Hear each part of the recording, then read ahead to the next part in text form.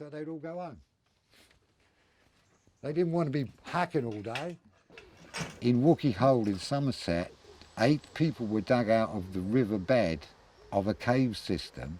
This is Celtic bones, old bones. The amount of water flowing out of this cave was 5 million gallons a day, and it feeds the southwest its water. So every tree, animal, human, and so on and so forth along the path of that river forever has had these 8 special tea bags placed at the place where the water comes out into the day.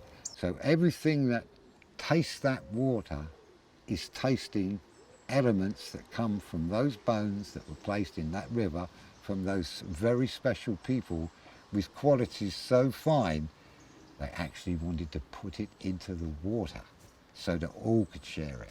We get a set of bones, we can tell when they were put there, we can tell what people had for dinner, we can tell all kinds of things from bones. Bones are they're like a crystal imprinted record of you. And so it's your whole life story and all the minerals and metals you're made of in those bones. A lady wanted us to put a charger in her land, one of our pots in her land, and she passed away before we could do it. So her family asked if we'd come and do it, and they buried her in her garden, in her land. They asked me where I'd like to put the pot, and I said as near to the woman as possible. And I'm talking to her son and her husband and all of her friends. And they said, why do you want it as near to her as possible? I said, because we have the elements in the pot and she has the elements within her body.